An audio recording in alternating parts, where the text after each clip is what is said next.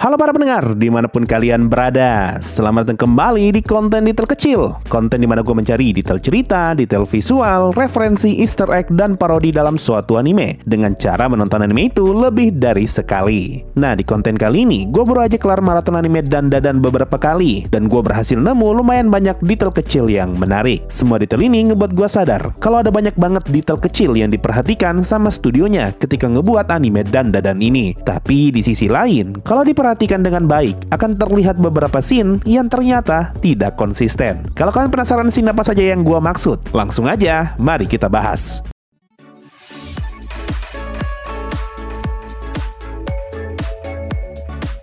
Tapi sebelum itu, gue cuma mau ngasih tahu kalau gue bakal pisah konten ini ke dalam dua bagian, yaitu bagian detail kecil dan bagian referensinya. Soalnya kan ada banyak banget referensi di anime ini. Oke, mari kita masuk di bagian detailnya. Detail pertama, ketika Okarun masuk ke dalam terowongan yang ada di episode 1, kita sempat diperlihatkan jejak kaki berdarah yang ada di tembok terowongan. Scene ini mau ngasih tahu kita kalau nenek Turbo bisa lari di tembok, makanya bisa ada bekas jejak kaki di tembok terowongan. Nah, anime dan Dandan punya banyak banget scene semacam ini. Scene yang sebelumnya sudah disiapin untuk menjelaskan keadaan di scene yang bakalan datang, alias foreshadow. Jadi, cara anime ini bercerita bukan murni melalui dialog doang, namun juga menggunakan detail visual. Nanti akan ada beberapa detail semacam ini yang bakalan gua singgung. Tapi detail pertama yang pengen gua bahas bukan soal itu, melainkan detail ketika nenek Turbo mengejar Okarun yang lagi lari. Di sini kita diperlihatkan nenek Turbo yang lari di tembok terowongan. Dan kalau kalian perhatikan, terdapat bekas jejak kaki di area yang sempat nenek Turbo injak. Detail ini semakin menegaskan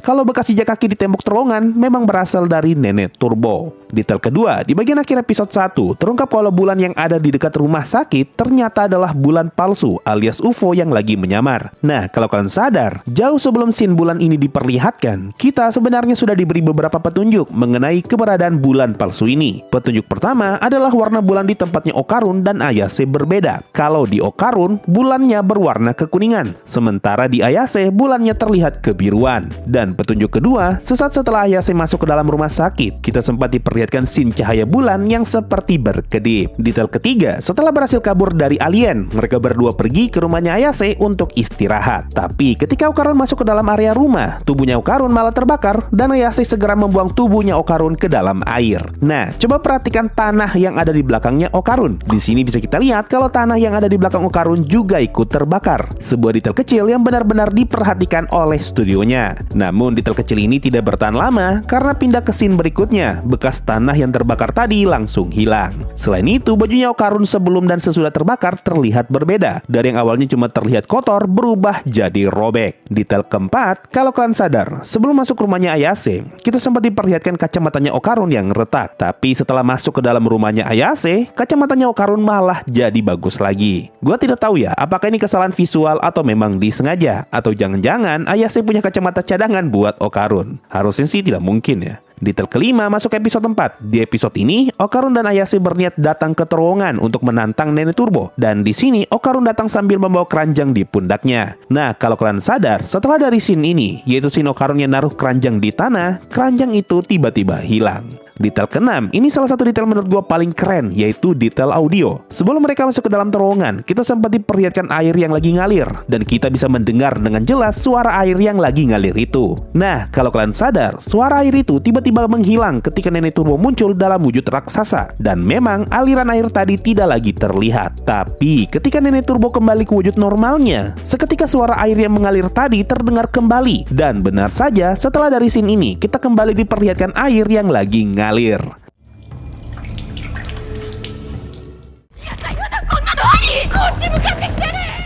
始めるときは10分数えて、その間にうちらは逃げるから。 Detail kecil ini secara tidak langsung bisa ngasih tahu kita kalau nenek Turbo kemungkinan mampu memanipulasi area di dalam terowongan. Detail ini terhubung ke detail berikutnya, yaitu senter yang Okarun bawa. Kalau kalian sadar, ketika Okarun dan Ayase kabur dari nenek Turbo, mereka berdua lari tanpa membawa senternya. Tapi ketika nenek Turbo berhasil menangkap Ayase, ternyata ada senter di dekatnya Okarun. Scene ini bisa jadi pertanda kalau nenek Turbo sudah memanipulasi area di dalam terowongan, di mana nenek Turbo ngebuat mereka berdua seakan-akan sedang berlari, padahal sebenarnya sebenarnya mereka masih berada di lokasi yang sama. Kalau memang benar Nenek Turbo bisa memanipulasi area di terowongannya, maka detail ini bisa menjelaskan kenapa di bagian akhir episode 4 terowongan tempatnya Nenek Turbo masih kelihatan utuh. Padahal di pertengahan episode kita sempat diperlihatkan terowongan yang runtuh akibat Okarun dan Ayase yang dikejar kepiting. Atau bisa jadi semua detail tadi cuma kebetulan alias kesalahan visual. Nah, ini yang gue bilang tadi di awal. Di satu sisi anime ini benar-benar merhatiin detail kecil, tapi di sisi lain ada beberapa detail yang tidak konsisten.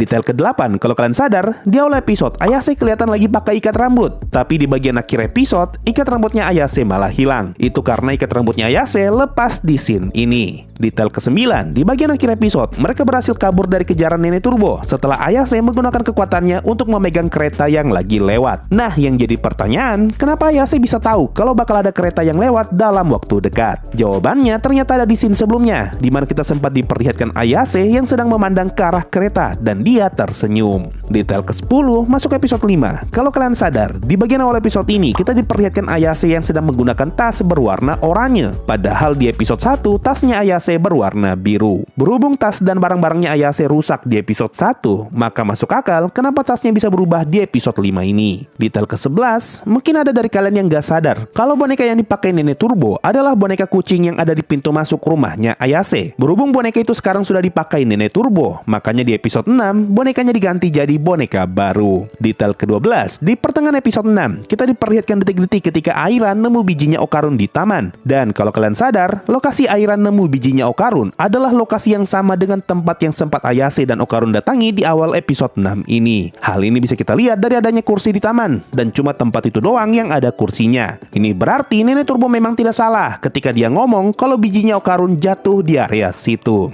Detail ke-13, ini salah satu detail yang paling gua suka dari anime Dandadan. Sepanjang episode 1 sampai episode 4, Okarun selalu ngerusak sepatunya setiap kali dia berubah. Ini karena Okarun belum bisa mengontrol kekuatannya Nenek Turbo secara bebas. Nah, masuk episode 6 ini, Okarun sudah bisa dengan bebas menggunakan kekuatannya Nenek Turbo. Dan kalau kalian sadar, semenjak saat ini juga, Okarun tidak pernah lupa melepas sepatunya sebelum dia berubah wujud. Contoh yang paling jelas bisa kita lihat di episode 11. Tapi, jauh sebelum episode 11, kalau kalian sadar, sejak episode 6 ini, kita sudah diperlihatkan detail mengenai Okarun yang melepas sepatunya sebelum berubah. Dan detail itu bisa kalian lihat di scene ini. Detail ke-14, detail yang satu ini sih gue nggak yakin ya, apakah ini memang detail kecil yang diperhatikan atau kesalahan gambar. Di episode 10, kita sempat diperlihatkan Aira dan Ayase yang lagi duduk di bangku sekolah. Dan kalau kalian perhatikan, ketika Ayase naruh kakinya di atas bangku, di sini dia tidak terlihat sedang menggunakan sendal. Tapi di scene berikutnya, ketika dia berdiri, terlihat kalau Ayase sedang menggunakan sendal. Nah, ini yang gue bilang tadi nih, antara studionya lupa ngegambar sendalnya Ayase, atau studionya memang sengaja tidak ngegambar sendalnya Ayase karena alasan kesopanan. Detail ke-15, masih di episode 10. Di episode ini kita diberitahu mengenai asal-usul alien apalah ini namanya, di mana alien ini ternyata membutuhkan suplai susu sapi untuk bisa hidup. Dan neneknya Ayase secara cuma-cuma ngasih 1 ekor sapi ke alien ini. Nah, kalau kalian sadar, plot ini secara tidak langsung mau ngasih tahu kita kalau neneknya Ayase punya banyak uang. Sampai-sampai dia bisa dengan santainya ngasih 1 ekor sapi ke alien yang baru dia temui. Detail ini terhubung ke kalimatnya Okarun, di mana dia ngomong kalau ini adalah ketiga kalinya mereka minta uang untuk dibelikan seragam baru. Ini bisa menjelaskan kenapa setiap kali mereka selesai berurusan dengan alien ataupun setan, mereka pasti ngumpul di rumahnya Ayase sambil makan-makan. Karena yang ngebayarin semua itu adalah neneknya Ayase, termasuk ngebeliin seragam baru buat Ayase dan Okarun. Nah, itu tadi beberapa detail kecil yang gue sadari setelah nonton anime Dandadan beberapa kali.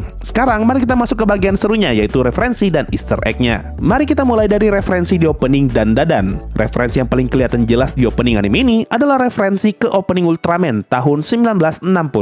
Referensi pertama bisa kita temukan ketika logo Dandadan muncul, di mana transisi dari logo Dandadan jadi mata Nenek Turbo merupakan referensi dari bagian paling awal opening Ultraman. Referensi ini harusnya bukan kebetulan, soalnya gue ingat di Gintama juga ada parodi scene transisi kayak gini yang memang merefer ke opening Ultraman. Referensi kedua ada ketika kita diperlihatkan beberapa siluet dari para alien yang bakal muncul di anime, dan siluet warna-warni ini lagi-lagi merupakan referensi dari siluet Ultraman dan juga para alien yang muncul di openingnya. Bahkan kalau kalian notice, siluetnya Ayase sempat terlihat mirip seperti siluetnya Ultraman. Dan referensi terakhir ada ketika Okarun menggunakan kekuatan Nenek Turbo sambil ditemani dengan background merah. Scene ini masih merefer ke Ultraman, yaitu scene ketika karakternya berubah menjadi Ultraman. Oke, sudah cukup dengan referensi Ultraman. Ken. Referensi lain yang ada di opening anime Dandadan adalah scene Okarun yang lari kayak gini, dimana ini merupakan referensi ke anime Devilman Crybaby, yaitu di scene ini. Dan terakhir, tariannya Okarun dan Ayase di opening merefer ke tarian dari acara TV jadul berjudul Fresh Prince of Bel-Air.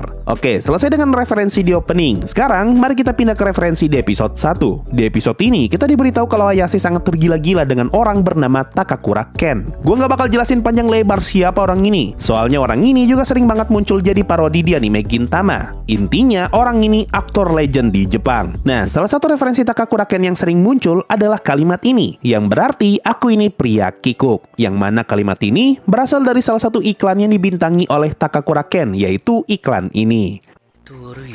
自分不器用だからよと悪い自分不器用だからよ不器用ですから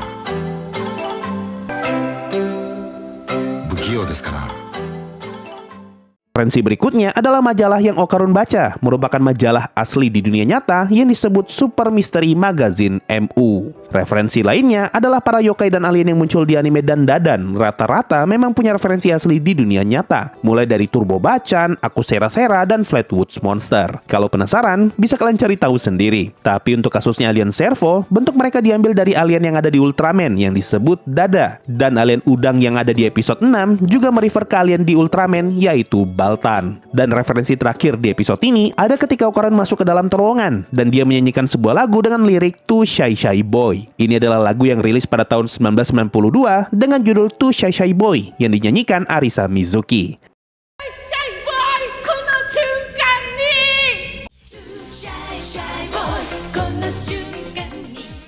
Dah ke episode 2, referensi di episode ini adalah ketika Ayase ketawa sambil melihat rambutnya Okarun yang jadi kribo. Dan di sini Ayase ngomong kalau rambutnya Okarun sudah kayak Bibi-Bibi. Kalimat ini merefer ke anime jadul yang suka banget ngebuat karakter Bibi-Bibi dengan rambut kribo atau afro. Salah satu contohnya adalah anime Sazae-san. Referensi berikutnya ada di kamarnya Ayase yang penuh dengan poster Takakura Ken. Setelah gue coba cari tahu, kemungkinan poster yang ada di pojok kiri bawah merefer ke poster dari film dokumenter tentang Takakura Ken yang rilis pada tahun 2016, yaitu Ken-san. Lalu poster yang ada di atasnya sepertinya merefer ke poster atau cover acara TV tahun 1978 yang berjudul Shogun Abarenbo. Dan poster yang ada di kanan, gue tidak yakin 100% ini poster apa, tapi dari tema gambarnya, kemungkinan ini adalah plesetan dari poster film The Chivalrous Life yang rilis tahun 1967.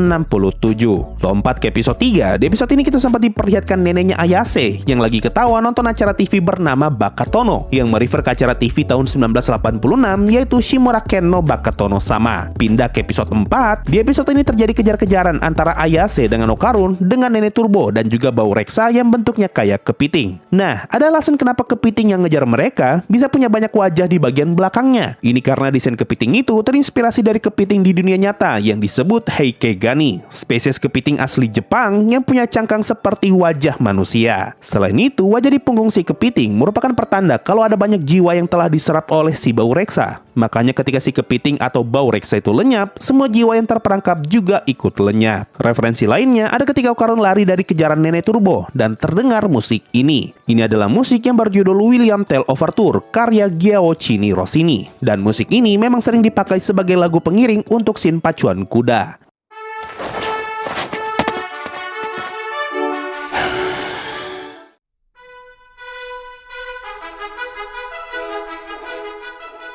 Referensi selanjutnya ada di episode 8. Di sini Okarun dan Aira ketemu dengan alien yang lagi nyanyi lagu dengan lirik Chiquita. Ini adalah lagu jadul asal Spanyol yang rilis tahun 1979 dengan judul Chiquita yang dinyanyikan grup band bernama ABBA. Chiquita yume nai ka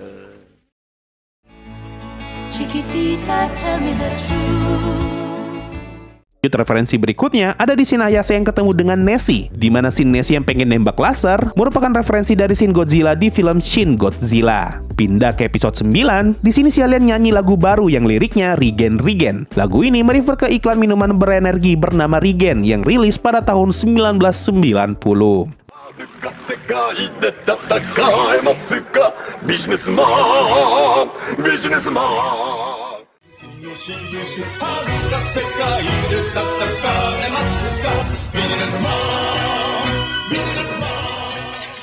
Masuk episode 10. Di sini temannya Ayase sempat akting jadi detektif dan scene ini merupakan parodi dari acara TV jadul tahun 1994 yang berjudul Furuhata Ninja Buro. Seingat dan setahu gua dan Dadan jadi anime kedua yang bawa parodi acara ini. Soalnya terakhir kali gua nemu parodi acara ini ada di anime Gintama. Lalu di bagian akhir episode ini Ayase disuruh akting jadi Abe Hiroshi dan sepanjang aktingnya Ayase selalu ngomong Rocket Engine Valve. Nah, alasan kenapa Ayase selalu ngomongin soal roket karena dia lagi akting jadi aktor Hiroshi Abe yang berperan di film Downtown Rocket. Pindah ke episode 11. Di episode ini kelihatan kalau gurunya Ayase lagi pakai baju berwarna oranye yang merefer ke seragam organisasi SSSP atau Science Special Search Party dari series Ultraman. Selain itu gurunya Okarun kelihatan lagi pakai baju abu-abu yang merefer ke seragam pasukan Ultra Guard dari Ultraman juga. Lalu di bagian awal episode 11 kita sempat diperlihatkan Jiji yang ngomong kalimat ini. Di sini Jiji ngomong Momo Kawaine, yang mana slogan ini merefer ke kalimat ikonik komedian bernama Shingo Fujimori. Momo Kawaine. Dan terakhir, pindah ke episode 12. Di episode ini, Okarun dan Jiji sempat saling balas-balasan lagu, di mana Okarun menyanyikan lagu ending anime Slam Dunk, sementara Jiji ngebalas itu dengan lagu opening Slam Dunk.